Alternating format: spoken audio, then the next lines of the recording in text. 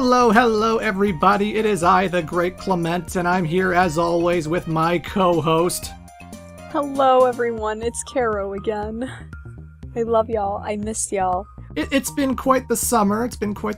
We're at the end of July, heading into August. It's been a very hot one. I don't know about you, but Jesus, it's been hot lately. Oh, it's been so hot over here, too. Very hot. Very stormy. Oh my goodness, the storms have been absolutely awful. And I don't like thunderstorms at all. Like, I hate thunderstorms. So all that lightning and thunder legit scares me. I don't mind thunder as long as I'm not outside. Like, if I'm inside the house, whatever, thunder isn't going to affect me at all, but if I'm outside, I'm usually, like, running. Because, like, it wasn't too long ago, actually. It was, like, 3 days ago. I went for a walk, and it was kind of, like, cloudy a little bit, but I didn't see any rain. It felt like it was fine to just walk around in that weather. And then I get to the park, and it starts to drizzle a little bit. So it's starting to drizzle. Okay, I'm getting a little bit wet, but whatever. It's just rain. And then, like, 5 minutes later... Oh, no. I'm like, oh, damn it. So all of a sudden, I'm running to the house, running home, because I don't want to get struck by lightning, and I don't know the odds of that. I don't know if it's ever going to happen to me. Probably not, but, you know. I don't like being outside when the thunder's out. If I'm inside, whatever. I'm fine looking at the sky flash. I'm fine with the loud noises, but not when I'm out there. Not when I'm actually walking outside.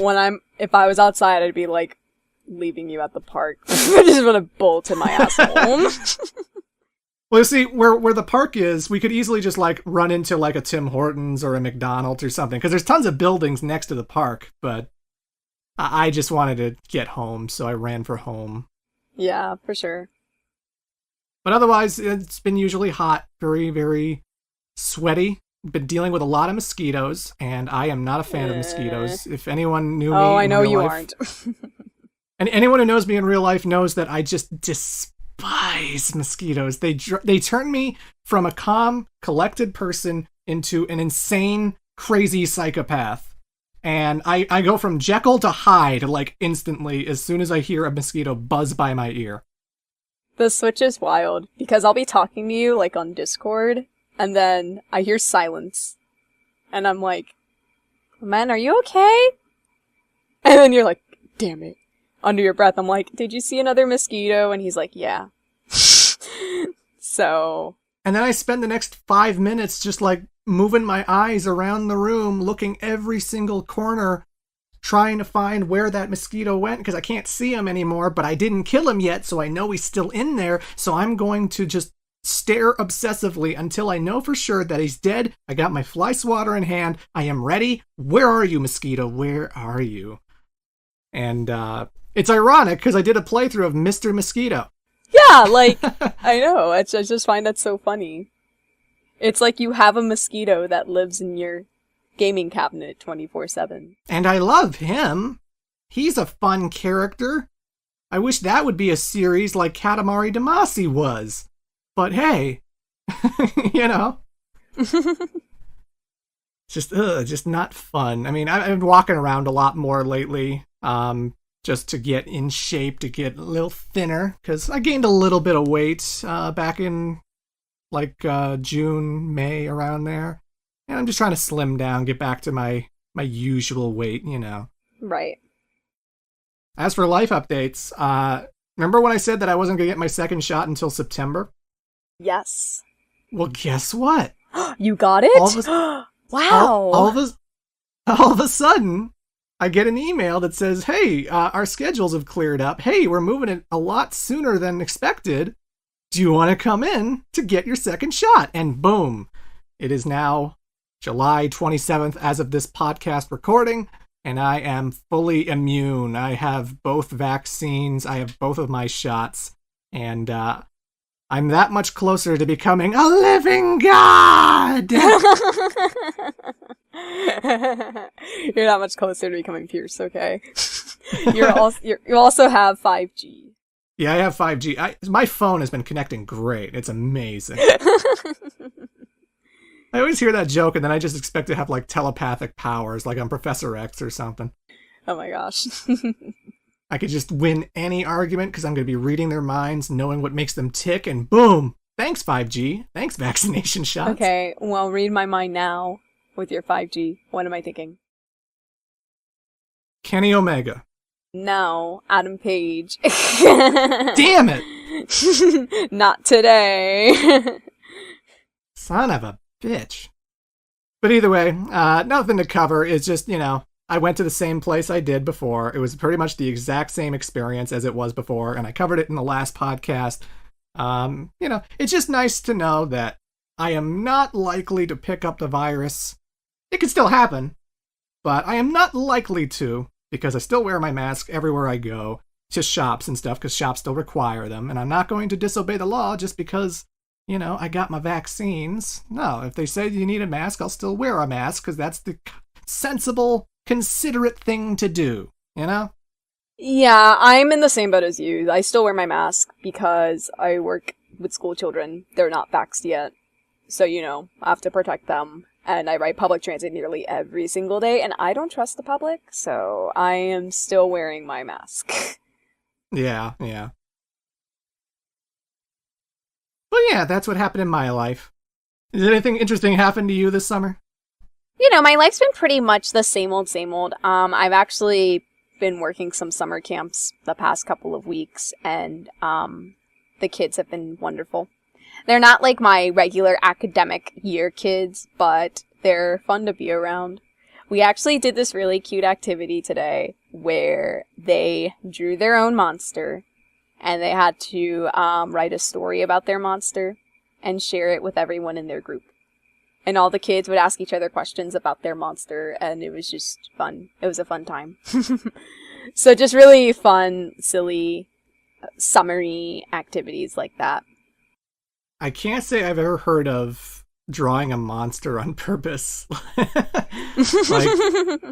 like when I was in kindergarten or whatever, they always made us draw like houses and kitty cats and stuff like that, but never monsters.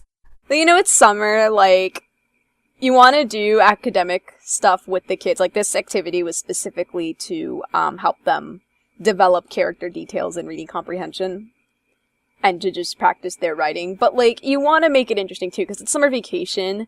Kids aren't exactly in a mindset to learn, because they want to enjoy the break. Yeah. So, doing, like, a fun activity while also kind of sneaking in some education in there tends to be pretty successful for a lot of my kids. So, yeah, it was fun. It's weird. The only time I was ever in, like, school during the summer was summer school, when I had to, like, make up for a credit that I wasn't doing all that great on. And, I specifically remember that because it was only me and, like, 9 other kids in this one classroom. Only 9 other kids. And we always hung out, had our little breaks, and we'd go to the convenience store that was right next to the school, and that was the first time I ever tasted vanilla Coke. And vanilla Coke is like one of my favorite soft drinks ever. It's like every time I go to Toronto, I go to the movie theater there, and the movie theater has like every single cola selection you can imagine, including vanilla Coke. So I always fill up this large soda drink with vanilla Coke, and it's always a delight. It's why I always want to go see a movie whenever I'm in Toronto. It's fantastic. Yeah, you end up finishing the cup too. It's so good. I know, it's so good. I mean, ever since I started losing weight in the beginning of like 2020 to late 2019, I just like, I can't drink soda as much as I like it. And vanilla Coke is really just kind of a special occasion thing, because like I'm not really that big into alcohol or liquor, honestly. Mm-hmm. Like I don't get drunk often, and I don't like to drink, but my guilty pleasure drink, my cheat drink, I guess, would be like Pepsi or vanilla Coke or something. Right. If I'm ever celebrating something, you'll probably see me with a vanilla Coke. Yeah, I mostly drink water. Yeah. I drink alcohol too. I can't, like, I don't know if it's an age thing, but I find that I can't drink as much as I did when I was in college. Probably. It's like I don't want to get drunk or wasted. Like, I'll have, like, if a friend offers it to me, I'll have, like, 1 or maybe 2, but I can't remember the last time I had more than, like, 4 or 5 drinks. I really can't. It's always just been that experience for me, where, like, even in high school, even in when I was just a teenager, I was just sort of like, yeah, it's okay, but it makes my stomach feel weird. It makes my head feel weird, and I get a little loosey-goosey, and that's kind of fun sometimes, but then sometimes I drink too much and I start throwing up afterwards, or I can't walk straight, or I play a Super Meat Boy game when I shouldn't be playing it. And yeah, it's fine, but like I like having my head straight. I like having full awareness. I like having complete control over my body and doing it whatever I want to do. And you know, when I drink Pepsi or something, I'm not going to worry about that because I'm not going to get liquored up and drunk about it. And most liquor I don't like. I famously am a big fan of cherry whiskey because that's like one of the only liquors I like that kind of tastes like candy to me. Like tastes like some kind of soft drink or something. Everything else, there's just such a thickness, such a strong aftertaste to it that like I could never really get into the whole drinking thing. It's like, I'll drink if it's there, and if I'm celebrating some kind of special occasion, like sure, but I'm not going to overdo it because I don't like drinking, honestly. Right. And now you know, ladies and gentlemen, that I'm not an alcoholic.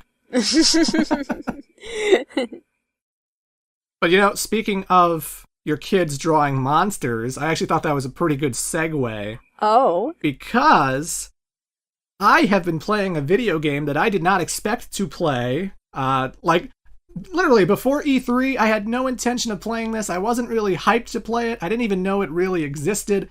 But then I saw it a lot during E3, and I figured, what the hell? And I picked up Monster Hunter Stories 2. And this is my first Monster Hunter game. Right. I have not touched this series at all. I've always been aware of it since the mid-2000s when it first arrived on PlayStation 2. I've always been aware of the Wii games and the 3DS games, but it just never really appealed to me in terms of its style, in terms of the gameplay I saw people doing. It starts to build up a little bit of steam, though, when you start finding out that it's one of Capcom's best-selling franchises. Yeah. Monster Hunter actually is like huge in terms of sales. It makes like millions of dollars all the time. And, you know, I see content creators play stuff like Monster Hunter World and Monster Hunter Rise, and it must be great. It must be really fun. I just haven't really got into it yet. It hasn't really appealed to me yet. But I think that's about to change because I really got into Monster Hunter Stories 2, which I saw like a gameplay demo of it during the Nintendo Treehouse at last year's E3. This year's E3. And, I don't know, it looked fun. I'm a big JRPG guy. I'm a big turn-based battle guy. And I thought it looked really fun. I like the fact that you can customize your character to look like any kind of anime character you want them to be. Yeah. Like, seriously, they have every set of anime eyes, every set of anime face, anime hairstyle you could possibly want. If you want to make Krillin from Dragon Ball Z, you can make Krillin. If you want to make Brock from Pokemon, you could make Brock, you know? And I made my character just a brunette who looks like a jackass. He kind of looks like Gary Oak a little bit. I got that vibe too. He looks like he's going to tell your mom to smell you later or whatever.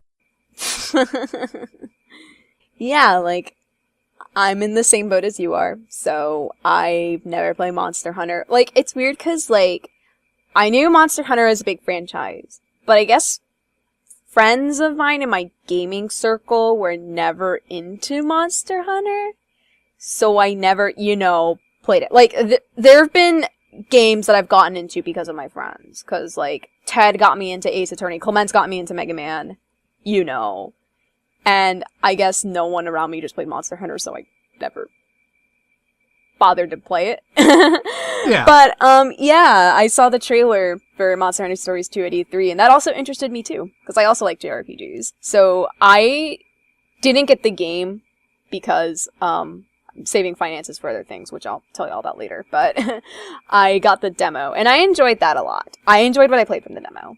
My character is pink-haired, and has very cute eyes, and she looks like me if I had pink hair. Yeah.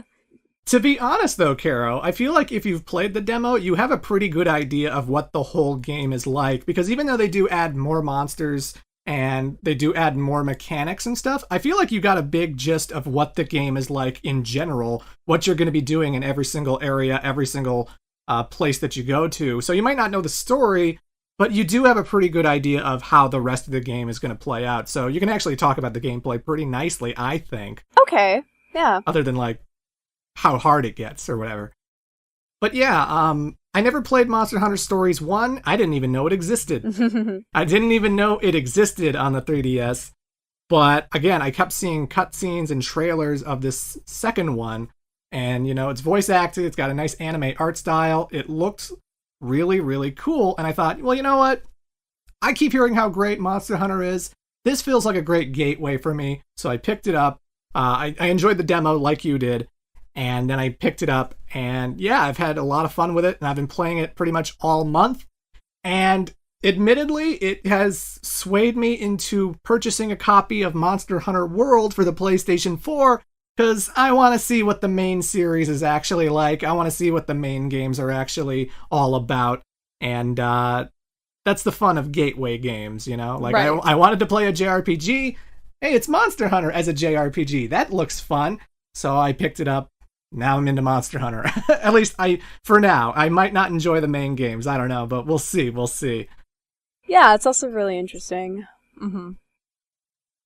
But the gameplay is pretty interesting where you play technically a Monster Hunter rider. Yes. You're not like one of the traditional hunters. You're not just killing these monsters for sport or whatever they do in the games. You are taming these beasts and collecting them like they are Pokemon. So you see this little blue raptor guy, and you get that one for free from your friend Kana, and I love Kana. She's the best character. Yeah, I like her too. Yeah, so that appealed to me too. Just like Pokemon-esque mechanics and like capturing monsters. Mm-hmm. You know, because I dig that sort of stuff. Especially like in a turn-based format, so yeah. There are some monsters you can't capture. Like when you look in the Monsterpedia, there are some things that cannot hatch an egg and cannot be tamed. So there are some monsters you're not going to be able to control, especially the bigger ones. But still, it's a giant selection of things, and they always encourage you to go into these monster dens, which are these big rock caves where you go in, and there's a nest, and sometimes there's a monster guarding the nest, sometimes there's not, but you go and pick out all these eggs, and you actually pay attention to how the color and shape of the eggs are. Yep. Because sometimes they have polka dots, sometimes they have like zebra stripes, sometimes they have stars, you know.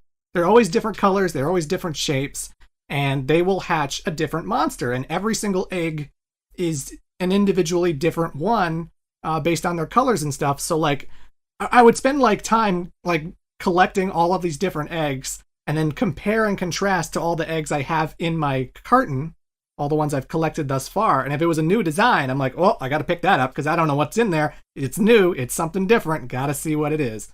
Yeah. And monsters are divided into like 3 different types. There's like power types, technical types, speed types. And whenever you come up to a wild monster out in the wild, they will always be doing attacks of their type. So if you see a blue raptor, it's probably a speed type. It's going to do speed type moves, which means you have to use technical abilities in order to get the drop on him and win your engagements. And when you see a technical monster, you got to use power types. When you see a power type, you got to use speed types. It's a triangle, like Fire Emblem, rock, paper, scissors kind of thing going on. Yep, the Godel rock, paper, scissors format. And sometimes, when you're in battles, the monsters will actually change their pattern, especially if it's a boss fight, where they'll get mad. They'll get mad and enraged, and all of a sudden, that speed type is now a power type. So, but the good thing is, like Final Fantasy X, you can always just, like, call out any monster you want in a single turn, and then use them, like, right then and there. Yeah, I appreciated that, yeah. So if a monster gets mad and turns into a power type, I can just immediately switch out to a speed type monster as my backup, and then I don't really have to worry about it. But and it seems like it would get a little bit repetitive and a little bit more frustrating. But I think what the main game, when you get past the demo, does is that they start incorporating battles where like there are monsters of different types combined in the same battle. So you'll see like 2 technical types and 1 speed type. And you can only have 1 monster backup. And you really have to pay attention to when the turn ends, like their lines are crossing and you can see what they're going for and who they're going to attack. And you really have to plan out, okay, should I hit this guy first? Should I ride my monster and do their kinship skill? Because the kinship will delay them a turn and they won't get a turn if I use it. Should I use a healing item even though I might take damage because there's this thing aimed at me? Like, there's actually a lot of depth to it that I wasn't expecting going in that makes every single battle more engaging than the last, and it keeps it from being repetitive when it easily could have been, because you do the same thing constantly throughout the whole game. You do just go into monster dens, you have a partner who helps you out. It's not always Kana, sometimes it's a different character when you get to a new area, and then a different character when you get to another new area. Okay, that's good to know. And you're doing side quests for people, so if someone says, like, I want you to kill 5 Velocipreys or whatever, then you can kill 5 Velocipreys, and then boom, you solve your quest, you get XP and all that other junk.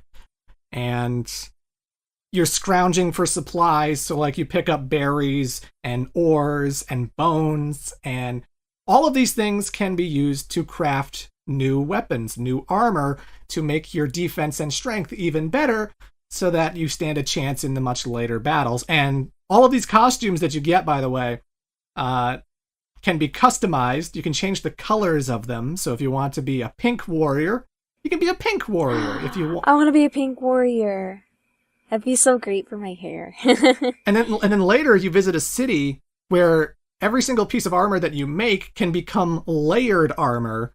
So if you want a better piece of armor that's bulkier and uglier, but it has more defense and whatnot, and you want to look cute, then you can slap the cute-looking armor on top of your big, hefty, bulky armor, and you'll still look cute while having the heavy armor's defense, you know. Mm-hmm. The story's pretty cute. The animations are so good. Like, I was not expecting that going in, but the animations are fantastic. Right. I think about, like, the opening segment where, like, Kana meets Naviru, the weird little cat mascot of this game, the weird cat friend. I like Naviru. Mm-hmm. And she'll literally, like, grab his face and, like, stretch out his face and just make his whole face contorted and weird. And, what are you doing? The anime expressions are so fun. I love whenever you transport from place to place with a catavan, because that's a thing. Wait, there's a catavan? It was in the demo. Do you not remember that? Wait, what was that? What was that again? It's when you find this little post in the wild. It's run by a cat, and he can transport you to the village. Okay, the one that transports you to... Okay, I remember now. Because it made me laugh the first time I did it, because, like, I transported back to the village, and you see, like, Naviru and your character, like, in the wagon, and they kind of get flung off the wagon. Oh, yeah, and they fling you out. They're like, bye, yeet. And they've got, like, these dead anime expressions where, like, their eyes just turn into white circles, and they're just like, ugh. Yeah. Yeah, that was cute. I like that. It's a very cute game, and I guess it looks different from the main series, but in terms of, like, making Monster Hunter anime, I think it looks pretty darn good. And, yeah, it's been a ton of fun. I was surprised. I went into it not expecting much. I didn't think about this game 3 months ago when it was, you know, out there and people knew it existed. But, yeah, the more I saw of it at E3, it looked so fun. And now that I'm playing it, it is fun. It's a great time. It's getting me into Monster Hunter, or at the very least, I will enjoy the Monster Hunter stories subcategory if I don't like the main series. Mm-hmm. But yeah, stories is a lot of fun. It's a lot of fun. I like the demo a lot. Like, I wanted to pick up the game around the time it released, but I had other things, like, financially and just, like, in real life. But if I had the money and when I have the time, I will definitely pick up Monster Hunter Stories too, because, again, just, like, the gameplay was fun. I loved customizing my own character. I thought that was cute. And I like the feel of the world, you know? Yeah. Like, at least from what I played from the demo, I like the world building a lot too. Like, having your own, like... I know you're, like, in the village first and then you travel off, but I enjoyed that. Mm-hmm. So yeah, I will wish list Monster Hunter Stories too. And I'll get to it someday. It's a lot of fun. I haven't finished it quite yet. I've been doing so much recording of Steambot Chronicles and other stuff. I just haven't had the time to play it. For sure. But yeah, it's great. I'm hoping to finish it, and when I finish it, I'll probably give Monster Hunter World a chance. But yeah. The only thing that feels off about the story is that I definitely feel like I am missing something for not having played the first one, because it often feels like Naviru is running into characters that it's like, oh my god, it's you! I didn't think I'd see you here! And I'm like, should I know this character? Should this was this character in the first one? And then sure enough, I look up in a Wikipedia, this character was in the first one, and I'm like, oh, okay. Oh, really?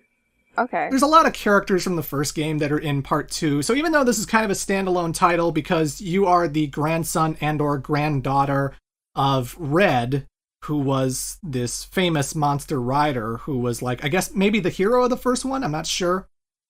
But the characters going in completely blank. They don't know anything about the world they're in, but the game kind of expects that maybe you've played the first one because they do run into characters from that game, and I feel like there are payoffs that are kind of going over my head, maybe. But, you know. Yeah. Hey, this game's on the Switch, not the 3DS, so it looks damn good, and I think it's a good starting point anyway, so. I've always been aware of the series, always been aware of it, but I just never got into it. And maybe I'll be into it pretty soon. Maybe I'll get into it pretty soon. Like how I got into Yakuza back in the day, because, you know, I started playing Yakuza last year, never touched a game before then, and I've played all of them now, and yeah, it's a great series. I love Yakuza. So, things could change. Things could change. For sure, for sure.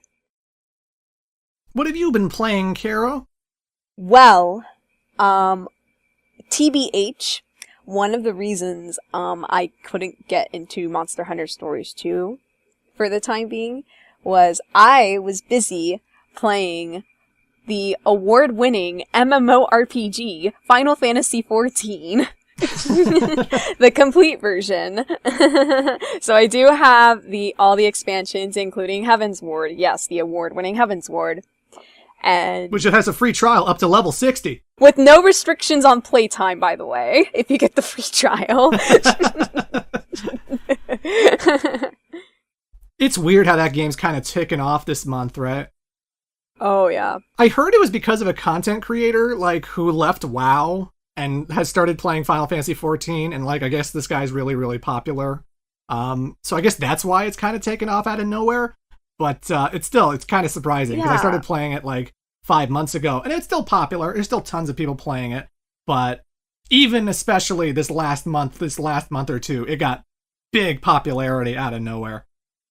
Yeah, and the thing is, for me at least, I've been meaning to get into 14 for a long time, because I actually had another account on my PC in 2019. Like, I had a Lalafell character I started in Ul'dah.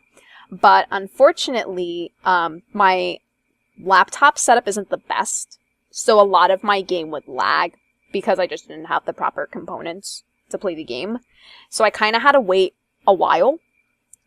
But thanks to Clement, and because of how nice and sweet and smart and helpful and giving and generous he is, that's right. Actually, even though you're wrong about House, how dare thanks you. to him, hey, I'm right. Anyway, thanks to him, I was able to get his old PS4 so I could play Final Fantasy XIV finally.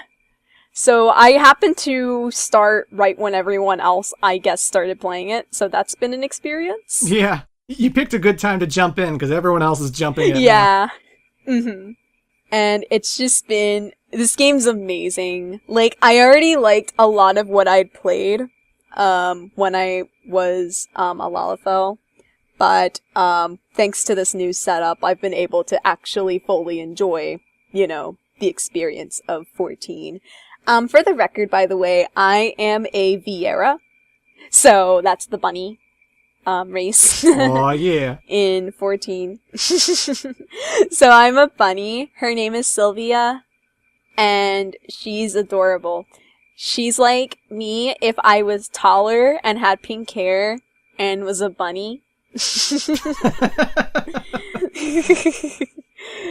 And she's great. Yeah. She's an archer. So I started her off with archery. And she just learned yesterday, as of this recording, like the Bart stuff, which thanks again for helping me out with that mission. No problem, no problem. So she knows how to make music, and she also weaves, and she can cook. She's things I do in real life.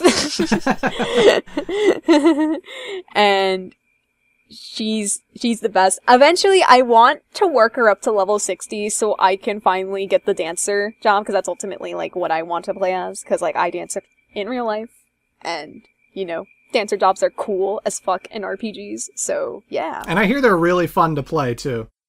For sure. So yeah, I've been having a really great time at 14. I don't think I'm gonna stop anytime soon. I think it's just nice to have, like, to me, a game that's something I can play continuously. Mm-hmm. I often have the case with a lot of, like, my backlog in video games where I'm like, I don't know what to play. So I guess 14's gonna be that one game where I can always just come back to and play, Yeah. In addition to the other games I have on my RPG list. So... And believe me, you're going to be playing for a long, long time because, like, I have been recording hundreds of hours of this game. I've recorded at least 150 hours with my 2 terabyte computer. And believe me, it's almost taking up all the space. It's crazy. I can't wait to be done this video. God damn, wow. I can't wait to be done this video because then I could just clear all that footage off my hard drive and just be done with it. But I'm only doing the first 2 campaigns for the video. I've only done A Realm Reborn and Heaven's Ward, and even just those 2 campaigns are so ginormous. It feels like you're playing 2 gigantic games, like 2 Xenoblade Chronicles type games that, like, I can't believe there's still more for me to do. I can't believe I still have more quests, more plot lines, more things with Stormblood and Shadowbringers and the upcoming Endwalker. Like, I can't believe this thing's still going. Yeah, Endwalker's coming in November. I feel like I'm gonna be like in Stormblood or whatever by the time Endwalker comes out. I want to get, like, all the story stuff done, but, like, I heard the story actually gets very immersive and pretty complex by the expansion, so I'm excited to get into that. I'm still in A Realm Reborn, so I have a ways to go, but I do want to complete all of the main story quests, or the MSQs, as 14 players like to call it. Yeah, you gotta learn all the terminology. You gotta know what a tank is. You gotta know what an ad is. Do you know what an ad? No. That's when a boss is fighting you, and then they summon minions to come at you because they're additions, they're ads. Oh, okay, that makes sense. So, like, I like that. if you hear someone in the chat go, take out the ads, that means take out the things that are accompanying the boss because you don't want their helpers to do shit. Yeah, I learned that too. Okay, that makes a ton of sense. But jam-packed with content. Yeah, I will say that A Realm Reborn does a fantastic job with teaching you the game mechanics of, like, how the game works. So you're getting story, but you're also learning, like, oh, here are the 3 city-states. There's Ulda over here, and Gridania there, and Limsa over here.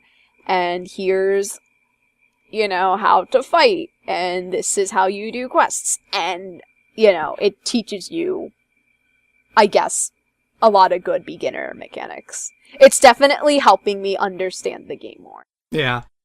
Some people over-exaggerate that A Realm Reborn is, like, the slog or the bad part that you have to do in order to get to, like, Heaven's Ward and whatnot, and... I disagree. I heavily disagree with that. Agreed. I feel like if you're a new player to 14, it's worth getting into A Realm Reborn, because not only are you learning how the game works, but you're still getting some story. You're getting an appreciation for the world building that goes into Eorzea, and as a Final Fantasy fan and as, like, a JRPG fan in general, like, I appreciate that when it comes to story. Yeah. Like, I will agree that the story is a little bit basic if you're just going by A Realm Reborn, like, and I'm not going to spoil what happens, even though there's not much to spoil, but, Mm-hmm. primals are there, and the scions are there, and you got to take out the Empire, and that's the story, basically. It's something that could be in any Final Fantasy game. Right. But it does get a little bit more complicated after the credits roll on A Realm Reborn, and after you start getting into the additional parts and Heaven's Ward and all that. But even still, I think A Realm Reborn is still good as a starter, because for one thing, it is still way more fun, both in terms of dungeons and gameplay and how you grow your characters and all the different things you can do. You can go fishing, you can go mining, you can be a botanist if you really want to. Mm-hmm. And it's still a lot of fun to do all that resource management, all the combat, compared to like most MMOs. Like, I don't know if anyone played like the early parts of WoW or Final Fantasy XI or a game like Star Wars: The Old Republic by No. BioWare. The only MMO I've ever played was a long time ago, and that was... Does RuneScape count? I had a RuneScape account like in RuneScape 2000. absolutely counts, for sure. I had a RuneScape account in 2004, but that's it. Final Fantasy XIV is more fun than RuneScape, I dare say. Oh, for sure. Oh my god, for sure. So yeah, I think people just say Realm Reborn sucks because the rest of the series, the rest of 14 is so good that it just feels tame in comparison, but I don't think it... I think it's a big write-off to say 14's Realm Reborn campaign is bad. It's not bad. Yeah. It's a great way to start the adventure. It's a great way to ease you into what will be a fun black hole that you'll never escape from. Yeah, because, like, there's already so much content with, like, the main story quest. There's a ton to do outside of it. Like, Clement had to stop me from joining so many guilds. It's like, I really want to do everything. Like, you can mine, you can fish, you can cook, you can be a botanist. Like, I'll list all the guilds I'm in. So I'm a botanist, I'm in the Weaver Guild, I do alchemy, I cook. I want to fish, but I'm gonna hold off on that for now. And yeah, it's just literally so much content. It is ridiculous. Like, there's the golden saucers in this game. Oh man. There's a ton of content in the golden saucer. Like, this game is massive. It is huge. I'm never getting out. I'm never getting out of this game. We spent one night just doing a whole bunch of gold saucer mini games because, like, there's a rotation, right? Like, so at 10 a.m. they might do Air Force One where you're shooting balloons and stuff, and then they'll do like Yojimbo's mini game where he cuts down all these different bamboos, and you can't get hit by the bamboo. You gotta like try and dodge him the way he cuts them. And then he'll do like this platforming challenge where you have to platform up this thing and collect cactuar medals and whatnot. And it rotates between like 10 a.m., 10:20, 10:40, like when the mini game starts. So it happens every 20 minutes. it's so fun being in the gold saucer because like you actually spend your time with real life players also waiting in line for the game to start. As if it was a real amusement park.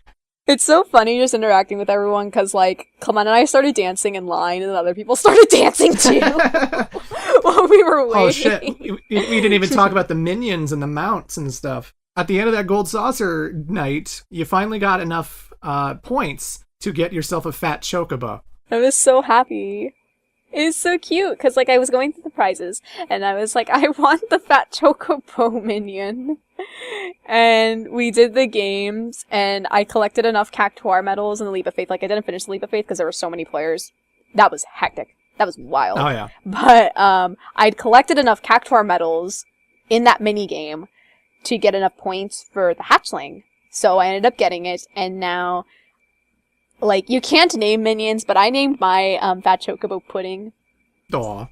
So Pudding follows Sylvia everywhere now. Yeah, I'm not going to go too in-depth on my thoughts on Final Fantasy XIV because I do have my video that I'm going to be working on and I'm writing the script for it and it will happen eventually. I'm sorry, everyone. I'm still kind of going through it. I just finished Heaven's Ward last week, but I'm still doing a lot of the side quests of Heaven's Ward, so I'm still doing, like, the Hildebrand stuff. You're going to love Hildebrand. I'm still doing the Alexander side quest, and I'm doing I just finished Diablos, that whole thing. That's all I'm gonna say though. I'm just naming Final Fantasy iconography. That's all I'm gonna say. But I'm glad you're having lots of fun with it. Literally so much fun. Like, I love my character. I love playing as her. The raids have been fun. Mhm. It's just overall a great time. Sylvia looks forward to her next adventure with Devlin. Devlin Menclex, the most badass Aura who's ever existed, Like, I'm a nerd, so I have a full backstory for Sylvie. I did put a lot of thought into how I was going to customize my character. Yeah. Oh my god. I spent, like, nearly an hour and a half on the character creator. Like, I started my character a little bit before, AEW Dynamite started, and it took me, like, over half of that episode. Like, AEW Dynamite's 2 hours long. It gives you an idea of how much I spent on that character. It took me, like, that long to make Sylvia, because I had to determine, like, oh, do I want her to have long bunny ears or short bunny ears? Do I want her to have, like, 2 different colored eyes, or do I want the eye color to stay consistent, or do I want her to have this eyeliner and this amount of makeup and this voice and that? Like, I put so much thought into her. Mm-hmm. I was trying to find the race that best fit me as a Canadian. I was like, would a Lalafell be a Canadian? Would a Hrothgar be a Canadian? Let's see. And then I just, like, made my skin what I thought my skin was like, and my hairstyle and my eye color what I thought they were like. And I settled on Aura because I have a lot of moles on my body. And I'm always self-conscious about it because I'm like, is it cancer? Is it cancer? So far, I'm fine. I've been to the doctors. I seem fine. And that's good. But, you know, they're always on my body. They're on my torso and my neck and my arms. And I'm just like, I have so many moles. And then I look at the Aura, and they've got all these, like, dragon scales. They've got all these weird scaly protrusions on their bodies and stuff. And I'm just like, it kind of reminds me about how I feel about my moles. And male Auras are tall people, and I was the tallest guy I knew in high school. I always towered over all the girls and whatnot.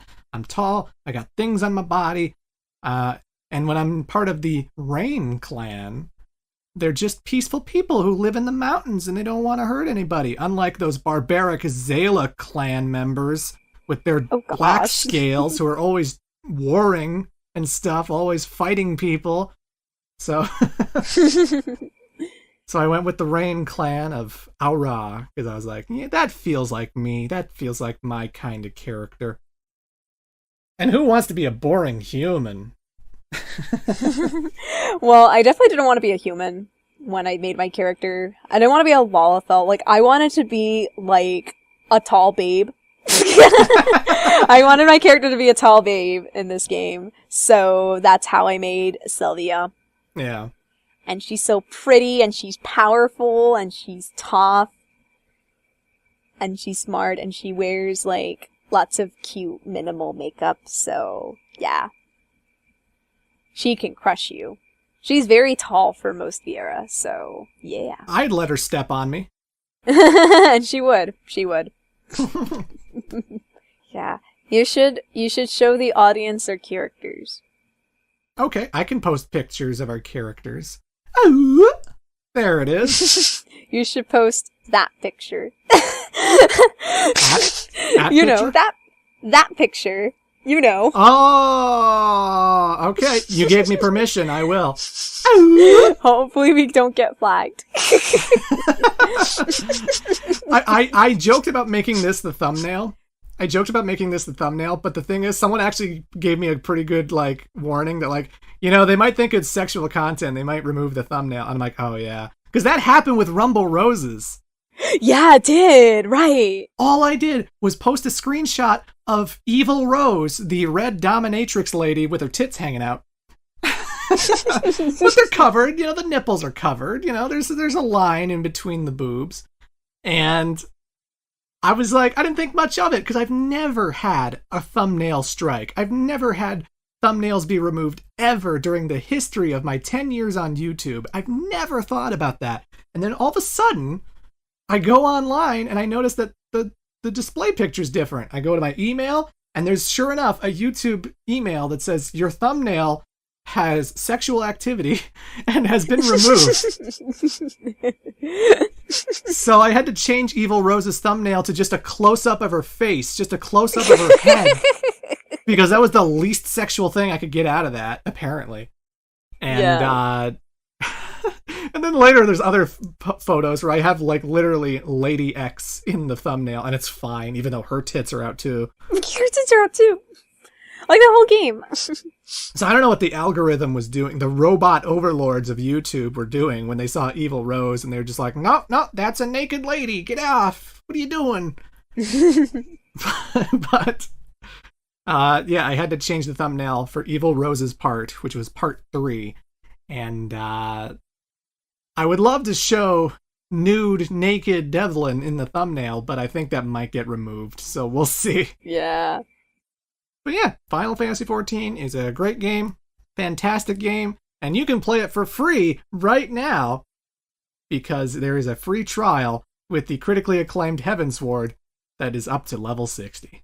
Yeah, there are no restrictions on playtime. It's not like you play for 35 hours and you're like, okay, bye, yeet, buy your game. No restrictions on playtime. Like, some features may be limited, but you get a lot out of that free trial as someone who's played it.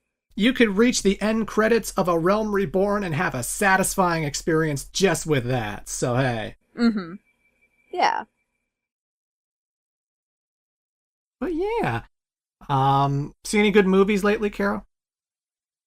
Yes, I have. I got to relive my childhood. Oh? I got to watch Space Jam 2.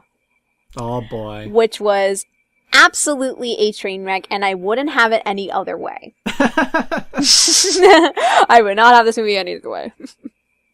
Okay, so I should say I have not seen it, and that's because I don't really have any of the streaming services that everyone else uses. I have Netflix, and Netflix is like the only thing I have, because it's expensive getting all these streaming services. You gotta pay so much money every single month to uphold all of them, and I never got Disney Plus because there wasn't really anything I wanted to watch on Disney.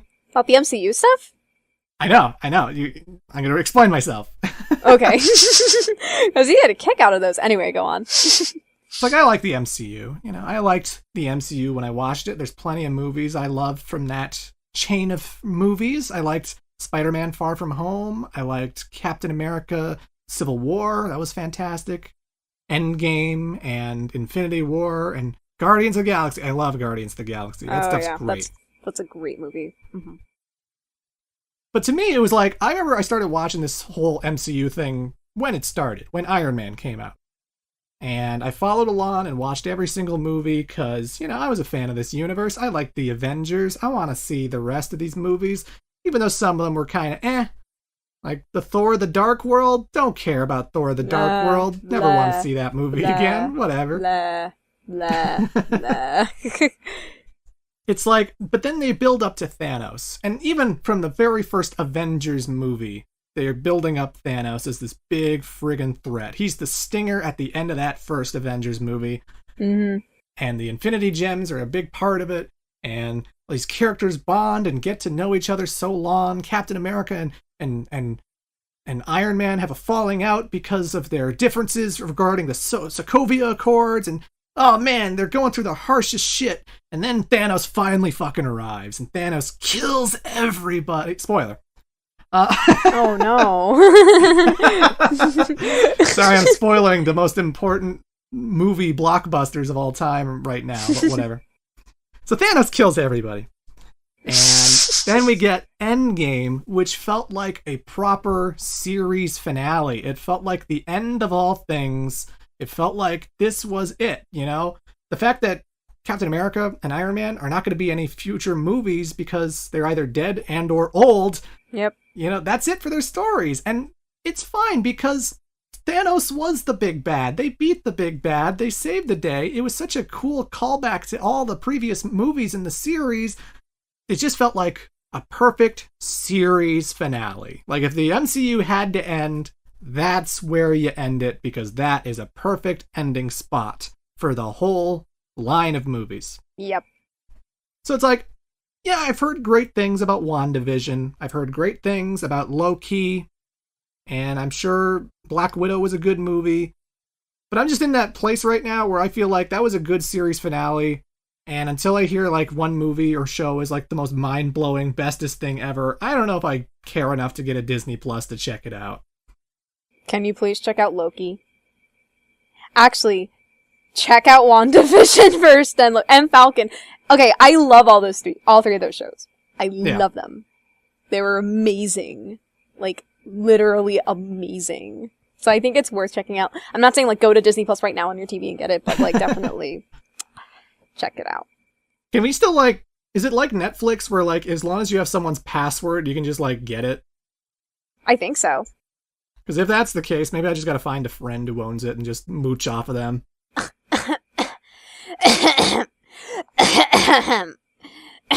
You need a drink of water.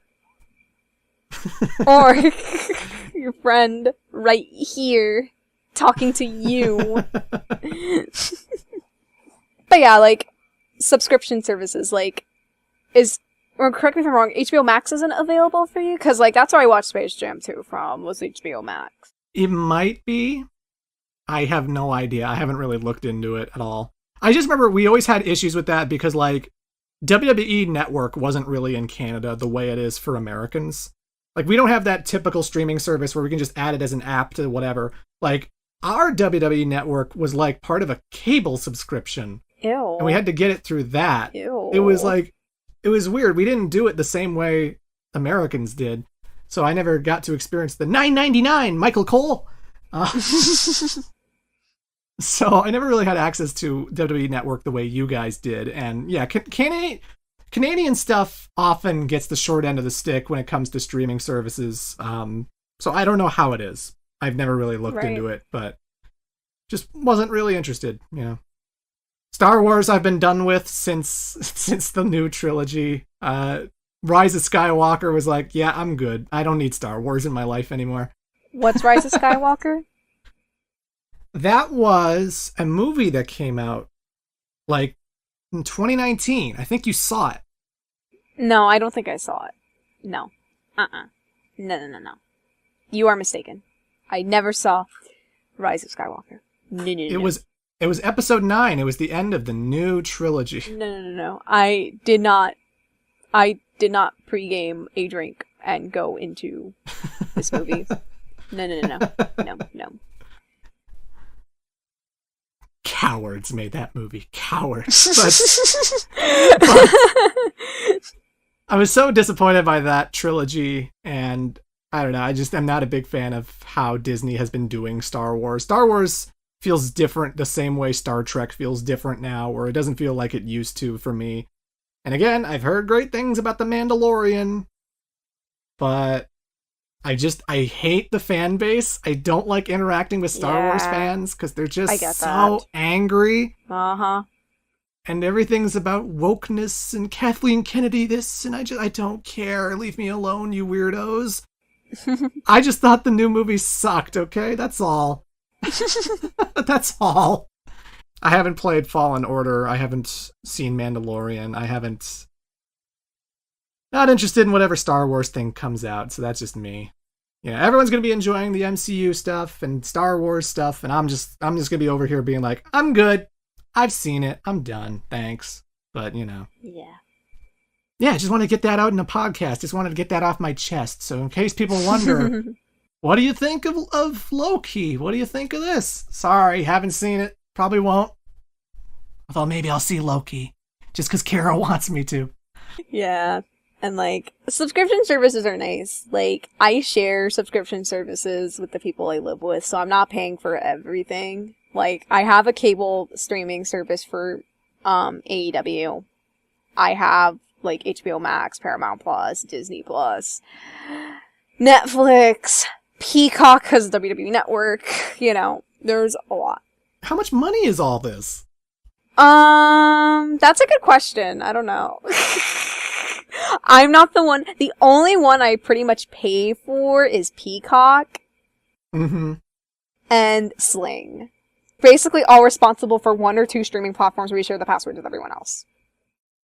Speaking about paying for other things, I did a thing I spent money on going into things that I've done in the past month. I splurged and bought tickets to All Elite Wrestling's next pay-per-view, All Out. And I'm excited. Yes. But the ticket process was a pain in the ass. Oh my god. I don't know how I survived that sale. Okay, so set the picture. What exactly do you have to do in order to get tickets for the AEW show? Okay, wait, so have you... Actually, that's a good question to ask you. Have you ever bought anything from, like, Ticketmaster, or bought concert tickets, or wrestling tickets, or whatever? Like, have you ever had to do that? Can't say I have, no. Okay, jeez. Alright, so I'll just set up the backstory to the backstory. So, a lot of the content I do on the internet is wrestling writing. So, in particular, I cover this wrestling promotion called All Elite Wrestling, AEW for short. And they have a lot of my favorite wrestlers, like, in the industry on there, which is why I consistently cover it. Uh-huh. And it's a great time. Like, it's not perfect, but I think storytelling-wise and character-wise, I think they do a better job of consistently keeping that momentum up than WWE does. That's not to say, like, it's not to say that, like, I don't like WWE. If you like WWE, that's totally cool. I just don't think that, for me as a fan, it caters to a lot of what I want in wrestling. Like, I'll still watch the pay-per-views, but I wouldn't say that I'm actively into WWE as much anymore as I was, like, a decade ago. Yeah. AEW is doing a pay-per-view in September called All Out. So they do 4 big pay-per-view events. To put it in video game terms, pay-per-views are basically, like, big final bosses, season finales of sorts for professional wrestling. And this event is in Chicago in September. I fully vaxxed. I feel comfortable going. I'm gonna be wearing a mask the whole time, you know, cause I don't trust the general public. So I'm probably gonna I'm probably gonna double mask myself, you know, that whole weekend. But I'm in a space where money's looking good. I'm gonna go to this event. I haven't been to a wrestling event since February of 2020. Which was with another AEW pay-per-view, which was also in Chicago, so I'm pretty excited about this. The thing, though, everyone else wants to go to a wrestling event, because everyone else is vaxxed, or at least I hope so. So you know, the urgency to go to a wrestling event is pretty high right now. Yeah. Also, not to mention that AEW is currently building one of their most consistent long-term stories that I have seen in years. You've heard me, like, basically blab about you at this for you every day for, like, the past 2 years. Oh yeah. As of today, they might change it tomorrow, I don't know.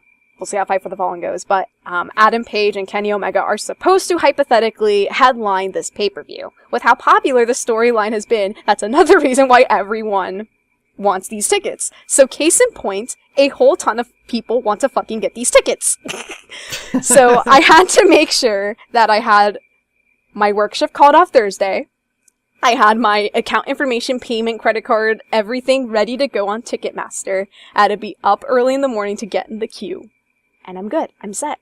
I have a group chat with friends, and we were trying to get tickets. So this is how basically Ticketmaster queues work. So about 10 or 15 minutes before the tickets go on sale, so at 9:45, they take you into this page called the waiting room. So you're in the virtual waiting room with a ton of other people trying to get tickets. So you just wait there. And at 10 o'clock, the page automatically refreshes, and it takes you into a virtual line. How they determine your place is completely random. Okay. I don't know how. You could be first in line, you could be 100th in line, you could be 1,000th in line, you could be 2,000 plus in line. That's the default message you get if you are like, you know, more than 2,000 spaces in line. So I'm nervous. I'm sitting there. The room refreshes at 10. And I am 900th in line. Which to me, I was like, oh my god, RNG? RNG? Oh my god. I might actually get tickets to this thing. Holy shit. So, everyone else in my group chat I felt bad for because they were 2,000 plus in line. I felt bad. I'm like, oh shit. Oh my god. So, I'm waiting in line for 5 minutes. And then the page refreshes and I'm at the Ticketmaster room. Like, I'm at the actual ticket page where I can select the tickets. And my goal was I wanted to be on the lower section, like on TV side. But no matter how many seats I clicked, I would always get a message that either said, "We're sorry, please leave 2 spaces at the end of your row," or "Those tickets were already taken by another fan." So one by one, I'm seeing the tickets disappear like doop, doop, doop, doop, doop, doop, doop, across the entire map, and I'm like panicking. So at this case, I'm like, okay, I need to pick tickets, and I need to pick tickets quick. So I selected 3 because I was buying for 2 of my friends. Maria, if you're listening to this, hello. But, hi, Maria. Hi, Maria.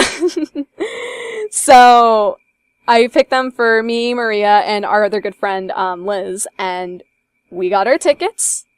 I had to patiently wait through the credit card loading page, wait for that to confirm and go through, and finally, the page refreshed, and it said, "You got the tickets." And I was like, relieved. Oh my god, that was so stressful. And this was just the pre-sale. This was the pre-sale. This wasn't even the general sale. Good lord. I got a ticket pre-sale code from Pro Wrestling Tees, for being on their new, like, VIP newsletter list. And those pre-sale tickets sold out in like an hour. Damn. An hour. There were 9,000 tickets sold in an hour. Which meant that when the general sale happened the next day, there were only 2,000 tickets available. People really wanted to get back to wrestling, huh? Well, people really want to see Hangman the Cowboy versus Kenny live. It's like if I paid a ticket to see Cloud versus Sephiroth. Like, if Cloud was a cowboy, and if Sephiroth was like... Am I wrong, though? I mean, he lived in Nibelheim, and Tifa wore a cowgirl outfit in Nibelheim. Yeah. So I guess he was in the western part of the Final Fantasy VII world. Like, again, I'm putting this in video game terms. I paid a ticket to go see Cowboy Cloud versus Sephiroth live. Yeah. But again, it's also just the fact that, like, you know, it's been a while because the pandemic was a thing, and all these wrestling shows have had to perform to either nobody or just select wrestlers or the Thunderdome. The Thunderdome. Which is just a bunch of people on webcams. I'm so glad we're past the Thunderdome. I was in, like, one of the Thunderdome ones, but other than that, I never really... Yeah, I think it was SummerSlam. I forget what it was, but other than that, I've never really been in a Thunderdome. Wrestling without an audience is weird. Like, there were still some really cool matches, like, the Stadium Stampede match from Double or Nothing last year came out of, you know, the pandemic. You know, how are we going to entertain people who are at home and can't get to these events? Oh, okay, let's do an entire match in an empty football stadium and use, like, literally everything in there and make a really chaotic, crazy, fun 50-minute match. Like, there were some good moments that came out of this, of course. Yeah. But there's nothing more satisfying than an organic feeling of just hearing fans gather in, like, outside or just in general and just hearing them react. Like, that's an entirely, you know, different thing than just, you know, webcam reactions on the Thunderdome. Yeah, I always felt bad for Drew McIntyre because this was his WrestleMania year. Like, 2020 was his WrestleMania year. He finally earned the top spot, and he won the title. You know, he beat Brock Lesnar to get that belt. And unfortunately, it was at the empty WrestleMania where there wasn't a crowd to just pop with him. He couldn't celebrate in front of, like, hundreds, thousands of people. He had to do it in an empty arena because of a pandemic. And it's like, aw, poor Drew McIntyre. He deserved a better WrestleMania. He did, for sure. Like, there was an AEW show called Blood and Guts, which is basically AEW's take on, do you know the War Games type of match where they have 2 cells? Like, they're 2 rings, and they're all in a cage. Yeah, so this was supposed to be AEW's take on War Games. And I was literally about to buy a ticket to Newark for this event, but everything shut down, and we eventually did get Blood and Guts, like, this past May, but not with the original plan that was set in the first place. Mm-hmm. So, a lot of things were just derailed in professional wrestling. A lot of things changed in the business. And it's something, like, I'm glad a lot of people are talking about now, because the pandemic really did change a lot of just the logistics of professional wrestling, what you could do in front of a crowd, what you could do, you know, it's very fascinating. Yeah. Although I did like when the pandemic first started, there was really early when the pandemic first started. I think it might have been the first show, actually. Stone Cold Steve Austin came to one of the arenas. Oh, yeah. And Stone Cold does his usual thing, because he always involves the crowd. He does his usual thing, and he goes, if you want to see Stone Cold give this guy an ass whooping, give me a hell yeah! Dead silence. I think it was, I forget who it was. Was it Byron Saxton? I can't remember who it was. I think it was Byron Saxton, yeah. Okay, and he was like, hell yeah! Yeah. I forgot, yeah. He's the one guy who goes, hell yeah! And Austin just kind of gives him a look like, what? Yeah. But like before that, even when the silence happened, like no response, it was so funny. They cut to the empty seats. Like the camera actually cuts to the empty seats. Cuts back to Austin looking confused and being like, I said, give me a hell yeah. Cuts back, nothing. Well, things are picking up again, because I don't know how much you've caught with wrestling news, but Cena's back. Yeah. To a thunderous applause, which is shocking considering, like, legit 10 years ago, at Money in the Bank, he was booed. Heavily booed. I remember John Cena's career quite well. Oh, yeah. And, rumor has it that CM Punk and Daniel Bryan are supposed to be coming to AEW at some point, so that's another wild thing everyone's freaking out about. I'll believe it when I see it. Same. I'm so tired of people getting their hopes up about CM Punk, you know? If it happens, cool, but I just don't see it. We'll see. I know. It's like, it's the same stance I've had with, like, Bully 2, because Bully 2 is a very similar thing to the CM Punk rumors, where I would love the prospect of it returning, but until I see credible evidence right in front of me that it's happening, I'm not gonna believe it. Yeah. And by the way, we did a fantastic co-op playthrough of Bully on this very channel. You should totally watch it. Please check it out. It's great. It's awesome. I love Bully. It's awesome stuff. Great game. But yeah, I'm excited to head back to AEW. It's been such a long time. Plus, I get to see Kenny live for the first time since February of last year. Gonna be good. That means a lot. It's gonna be good. I want to get back to this though. How was Space Jam 2? Oh my god, I can't believe you just like warped over Space Jam 2. Okay. I'm sorry. Okay. We brought it up that you saw Space Jam 2. We started talking about like streaming services and then Ticketmaster and AEW and wrestling. And there's like, wait a minute, we forgot something. Oh, cool. Space Jam 2 was fun. Do you like the shockiness of the original? The original, I don't think is like the worst thing ever. I enjoy it for the dumb 90s nostalgia that it is. Okay, so then you're gonna enjoy this for the dumb 2020s nostalgia it's gonna be in a few years? Maybe.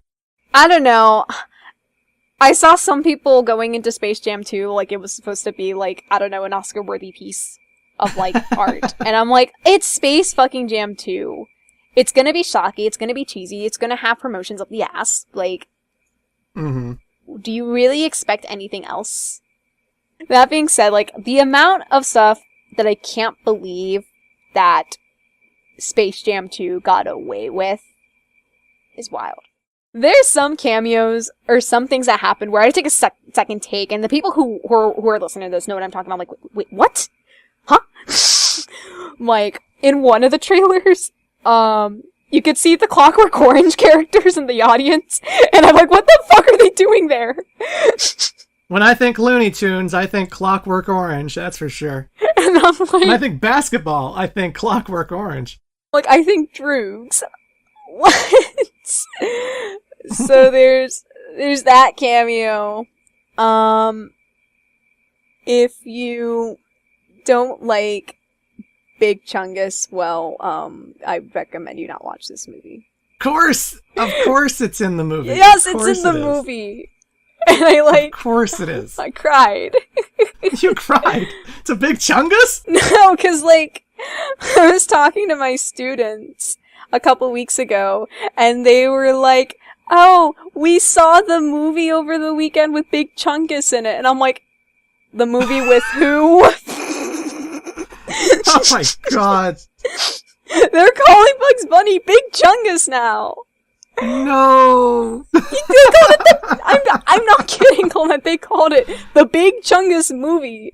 Oh no. I feel so old. God. Like, Big Chungus, it's like, you've seen that Metal Gear shitpost? Remind me. It's, I don't know much about Metal Gear Solid, but it's the one where, haven't you heard of Big Chungus? Memes control history, like, you know, that shitpost. Okay. Yeah, I've shown it to you before, but in that shitpost, he's like, Big Chungus is bigger than Bugs Bunny himself. And it's so true here.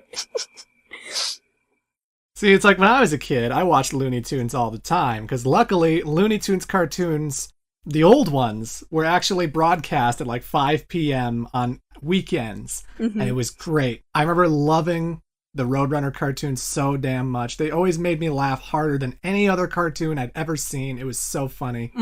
And, you know, I got memories of just like the weird ones where, you know, Bugs Bunny and Elmer Fudd were in an opera, and Bugs Bunny dies at the end, except he doesn't really.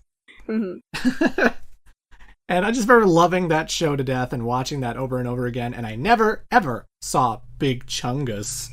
I saw Bugs Bunny in a wrestling match with a fat guy, but not fucking Big Chungus. I mean, I saw the short, I just didn't, you know, no one called him Big Chungus yet. I've never seen the short either. Really?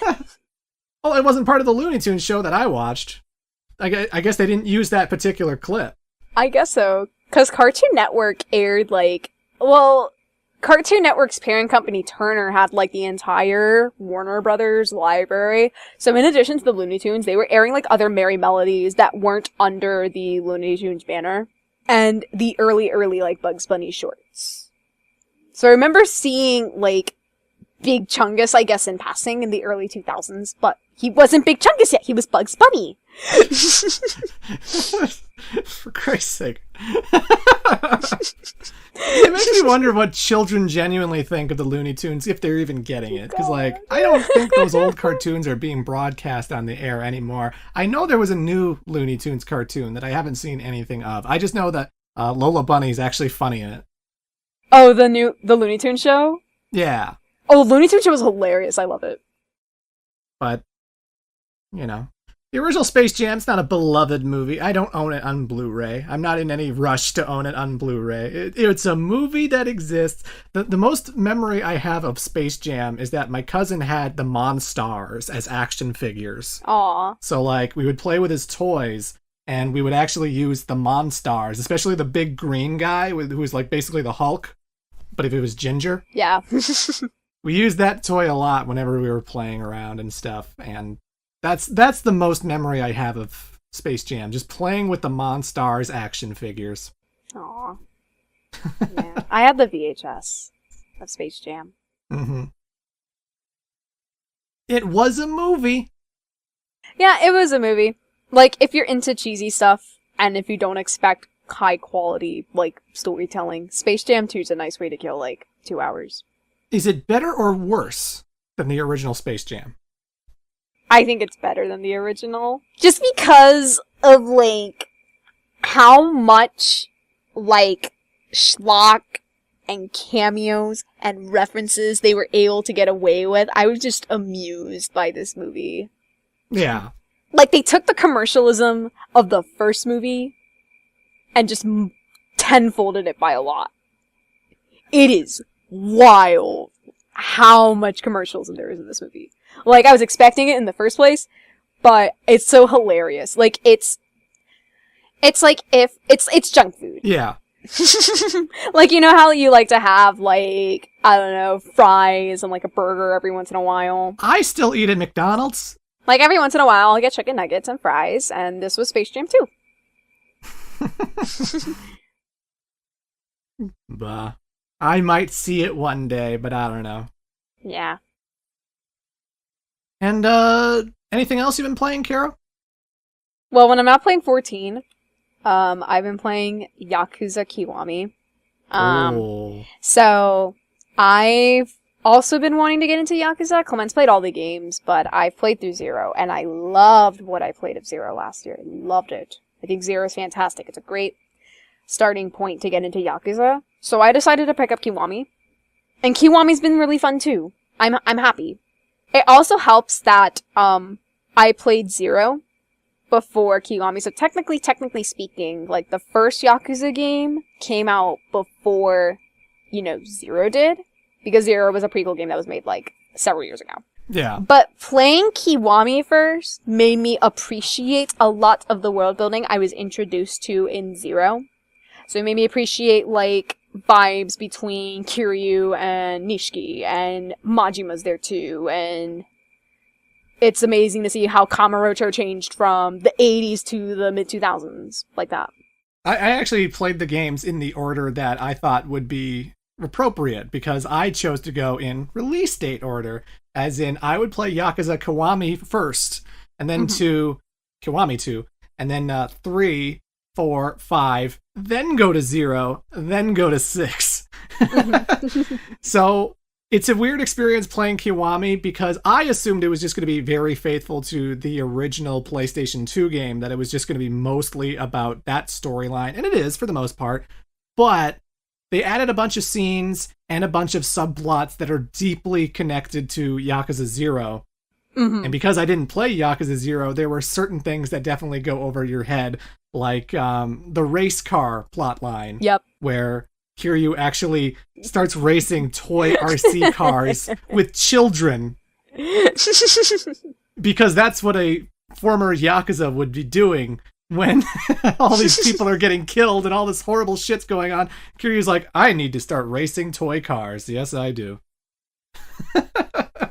Yeah, and it's because, again, I played Zero, so when the race car stuff came, I was like, oh my god, it's that guy! Oh my gosh! And all it's the Pocket Nishiki Circuit guy. Yeah, and with Nishiki, I don't want to spoil what happens with Nishiki, but I was like, oh my gosh, this is so sad, Yeah, they added a lot of story for Nishiki. Which I appreciated, because I like Nishiki. Yeah, if you go back and watch the original game's cutscenes, or played the original game, pretty much every single scene that happens in between chapters with Nishiki isn't in the game. Like, we get all the stuff with him involved with Kiryu, like all the scenes with him and Kiryu, and him in, like, the headquarters of the Tojo and whatnot, but, like, you don't get any of the backstory leading up to his turn to the dark side, let's say. Kiwami still, like, ups the goofiness of, like, Yakuza's world. Because, like, you're fighting bad guys, you're fighting crime, but you're also, like, going to karaoke and going to cabarets and helping children. And then let's go bowling. Why not? Let's go bowling. Yeah, let's go bowling. It's like, I often hear the comparison that, like, Yakuza is just Japanese Grand Theft Auto, which is kind of true, but not really, because, you don't beat up random people on the street. You don't carjack or anything. It's not in Kiryu's, like, nature to, and they go more in depth with this in the series. It's not really in Kiryu's nature to, go up to people and randomly punch them like, hey, fuck you. I don't know. I liken it more to, like, and I know it's weird to say, but kind of slice of life, in a sense. No, I think that's good. At least if we're talking about, things outside of, like, the story. Because yes, it's a serious story. There are some emotional and deep moments in Yakuza. But part of life is, like, silly stuff. And, just embracing the abnormalities of life. And oh, yeah. I think a lot of quests, and especially the side missions, and what you can do in the mini games really hone into that. Especially when you get to the later games, because, like, I'm not going to spoil anything, but, like, Yakuza 6 was, like, the most comfy, cozy game that just happened to be about beating up the Yakuza, Yeah. Yeah. Like, you join a baseball game, you go diving for fish and stuff in that game, like, you're doing all of these mini games and these activities that wouldn't feel out of place in just a happy-go-lucky, wholesome kind of video game, instead of this one where you beat up gangsters, Don't you also drive taxis? You drive taxis in Yakuza 5, yeah. Mm-hmm. Yakuza 5 is the most experimental game in the series, and I love it. It's why it's one of my favorites. I love Yakuza 5 so much. It's like in my top 2. It's my second favorite Yakuza because I just love how experimental it is and how strange and different it is. I've never played a video game like Yakuza 5. Mm-hmm. I've never played a game like it, and that's why it sticks with me, and it's still ingrained in my brain. Right. Like, I still think about so many scenes in that game. Just like I still think about so many scenes in Yakuza 3, and I still think about so many scenes in Yakuza 1 and Yakuza 0. Like, this series really did grab its hooks into me when I played it last year. And yeah, it's a fantastic series. If you haven't given Yakuza a shot, you definitely need to. Please give it a shot. It's so good. Because it's really not what you think it's going to be. It really surprised me. Yeah. Like, I know I haven't played through the whole series yet, but I fully intend on going through 1 through 6 and Like a Dragon as well. I'm, like, hooked. Mm-hmm. As long as Final Fantasy XIV doesn't have its grasps on me, I am going to play through, like, the whole series. I think for the rest of the year, all you're going to play is Yakuza and Final Fantasy. I mean, yeah, like, aside from Metroid Dread and SMT, that I'm set. I'm good. I got too many things I want to play because of that damn Nintendo E3 last month. I know, right? Oh my god. It's like, I want to play Great Ace Super Attorney. Monkey Ball. I forgot about Super Monkey Ball. And Great Ace Super Attorney. Monkey that comes Ball. out. Yeah. And thanks to 14, now I want to play 12 because the Viera are in 12, and I'm interested, learning more about that. So now I want to play Final Fantasy 12. But yeah, I Yakuza is something special. And I've always considered actually doing kind of my own videos on it. I might do like a retrospective on the Yakuza because it is something that did grab me, and I do have lots of thoughts about it. I think Yakuza 3, a lot of people say it's the worst one, and I guess technically it is. But I think even the worst Yakuza is still a very interesting game, and I think Yakuza 3 is like one of my favorites in terms of story anyway. Not in terms of gameplay, although what is there gameplay-wise is not bad. It's just, it's not as refined as what Zero and Kiwami 2 eventually became, Right. But for what Yakuza 3 is, and especially the 2 games it followed on the PS2, 3 was the first one to introduce karaoke. 3 has like golf and all these different minigames. and what they do with Kiryu's character by having him in charge of an orphanage is so fucking wholesome, and it adds so much depth to him. And I think the villain is great. Mine is like one underrated villain. I thought he was so interesting. Mm-hmm. I love Yakuza 3, and a lot of people say it's the worst one. I disagree. I think Yakuza 4 for me was probably the worst one. And even Yakuza 4, still an enjoyable game. I just think it's the worst of the Yakuza series personally. But I almost want to do a defense video for Yakuza 3 because I could gush about that game for hours. Even though it's, I guess, one of the lesser received ones. I don't know, but we'll see. Right.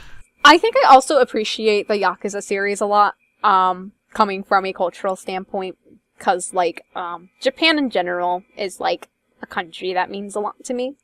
Oh, yeah. So, like, walking through, like, Kamurocho, like, hey, the Don Quixote's actually in that spot. Like, if you go to Shinjuku and go to the Red Light District, the Don Quixote is actually legit right there. On that street corner. And there's the subway station right there. I remember when I was talking about this with you, and you mentioned that, like, the Millennium Tower in Yakuza felt like a very similar building to something you went to for your office job. Yeah, like, it's not exactly in the same spot, because I don't think there's, like, I haven't been to Japan in, like, 3 years. I don't think it's, like, exactly in that same spot, but it is very reminiscent to the buildings that are around that area. Mm-hmm. So, yeah. It's like a virtual vacation. It's like, it's so friggin' great to just visit all these different Japanese cities. During the pandemic. Especially during the pandemic, right? I miss Japan so much. It's like, you get to Sotenbori, which is Dotonbori in real life. Yeah, and I really want to go there again. Oh my gosh. I love that place. Pretty. I love it that is so place. pretty at night. Oh my gosh. We have to go. I absolutely want to. I love that place so much just from the Yakuza games. And then later, Persona 5 Strikers had it. Yeah. Dotonbori shows up in Persona Oh, 5 God. Strikers, and that's so strange when you're playing 2 games back to back in the same year that have that same location. It's like, wow, okay. Like, you're telling me, because, like, Persona 5 Strikers, like, not to change it off a bit of that, but, like, going to Tokyo, then going to Sendai, then going to, Osaka, like, that set me back, because I was like, oh my gosh, I've been to these places. Mm-hmm. I miss Japan. I really want to go again. I really want to go for Wrestle Kingdom, which is New Japan Pro Wrestling's big show every year. It's like their WrestleMania. Yeah. But I really want to go to attend one of those. I just need money first. And time. Wouldn't it be great if we had unlimited money and we just do whatever we wanted? That'd be so wonderful.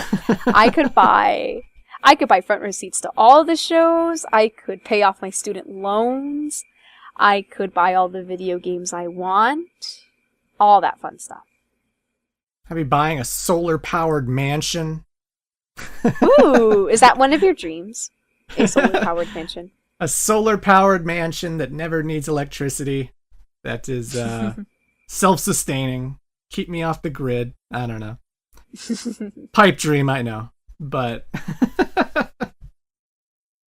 yeah, it's just, I like the Yakuza series not only for the fun, deep characters, the wackiness, and the great mini games, and the scenery of Japan. It's just so fun to go through all the different cities that you go to in that series and just kind of vicariously live through the video game. And the karaoke's so fucking good. Oh my god. There are so many great karaoke bits throughout the series, and the actual actors sing the songs themselves. Oh, it's so fun. It's more than just the Baka Mitai. I mean, there are a lot of great songs. Though I do love singing Baka Mitai. Mm-hmm. See what everyone is sad about this game. I was always fond of Tonight from Kiwami 1. Because Kiryu's he's singing a sad song about his relationship with Nishiki and how it's gone to shit. And he misses his friend. He misses Nishiki. Aww. These games go places, man. These games go places. So sad. But it's pure joy. It's pure joy. And I get it. You know, it's one of those series I knew was popular and people liked it. And when I finally started playing them, I was like, I get it now. I get why this thing is so popular. Yakuza is so special. Yakuza is so great. And I'll probably have to check out Lost Judgment when that comes out later, but I probably won't. Just because I have so little money and so many things I need to buy already. You gotta get all those video games. I keep buying all these old retro games too, is the problem. Oh yeah. I keep buying new Blu-rays for my movie collection, and I keep buying old retro video games. I bought Reservoir Dogs on PS2. Oh god. Because I remember having a fun laugh with that. And it's still a dumb, guilty pleasure for me. It's the acting is terrible. The voice acting's hilariously bad. But it's weird in that you play these guys who are robbing a bank, and so you have like hostage negotiation stuff, and like you can hold people hostage and direct them to walls, and you can get out of situations without firing a single bullet. You can literally play the whole game without shooting a single person, which is a really interesting mechanic that I never saw in other video games. So that kind of makes it almost interesting.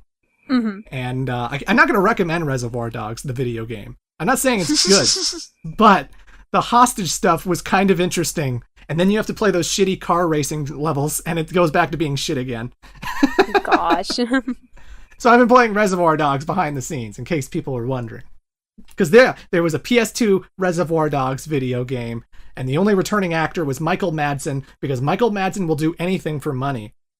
And he's been a voice actor for so many video games, it's crazy. Yeah. Well, just don't forget to pre-order the best upcoming video game release this November. People have been waiting years for this. We've been waiting for an update for a long, long, long time. This November, yes, that is right. The long-awaited classic coming to Nintendo Switch. Plumbers Don't Wear Ties. Can't forget about Plumbers Don't Wear Ties. Day one. I'm going to be there day one. I need to own a copy of that. Take your damn clothes off. But yeah, I think that's stretches it out for this podcast, Caro, unless there's anything else you wanted to discuss. Please get vaxxed and wear your mask. That's all I have to say. Yeah. Please. Get vaccinated, wear a mask everywhere, wash your hands. Mm-hmm.